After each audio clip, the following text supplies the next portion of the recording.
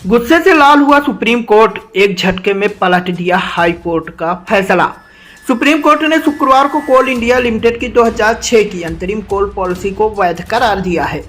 इस पॉलिसी के तहत गैर कोर सेक्टर के उद्योगों को सप्लाई होने वाले कोयलों की कीमतों पर 20% अतिरिक्त वृद्धि लागू की गई थी। कोर्ट ने कोल इंडिया की अपील को मंजूर करते हुए कलकत्ता हाई कोर्ट के 2012 के उस फैसले को खारिज कर दिया जिसमें इस पॉलिसी को अमान्य ठहराया गया था। न्यायमूर्ति JB पारदीवाला और न्यायमूर्ति R महादेवन की पीठ ने कहा कि हाईकोर्ट ने गंभीर त्रुटि की थी और उसका आदेश बरकरार नहीं रह सकता। सुप्रीम कोर्ट ने कहा कि पॉलिसी बनाने का अधिकार कोल इंडिया के पास था और यह कदम लाभ कमाने की बजाय आपूर्ति और उपलब्धता सुनिश्चित करने के लिए उठाया गया था। पॉलिसी का उद्देश्य और कोर्ट की व्याख्या। न्यायमूर्ति पारदीवाला ने 128 पन्नों का विस्तृत फैसला लिखा। इसमें कहा गया कि 20% अतिरिक्त मूल्य वृद्ध कोयले की सप्लाई बनाए रखने और सभी उपभोक्ताओं तक उपलब्धता सुनिश्चित करने के मकसद से की गई थी। कोर्ट ने साफ किया कि यह कदम सिर्फ मुनाफाखोरी के लिए नहीं उठाया गया था।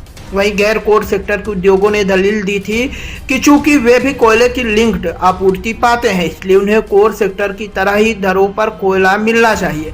लेकिन कोर्ट ने इस दलील को खारिज कर दिया और कहा कि यह अंतर न्याय संगत है। इस फैसले से सार्वजनिक क्षेत्र की कंपनी कोल इंडिया को बड़ी राहत मिली है। अब उसे 20% अतिरिक्त दरों पर गैर कोर सेक्टर को सप्लाई की गई कोयले की राशि लौटाने की बाध्यता नहीं होगी। अदालत ने यहां तक कहा कि अगर पॉलिसी अवैध भी पाई जाती तो भी धन वापसी का आदेश नहीं दिया जाता।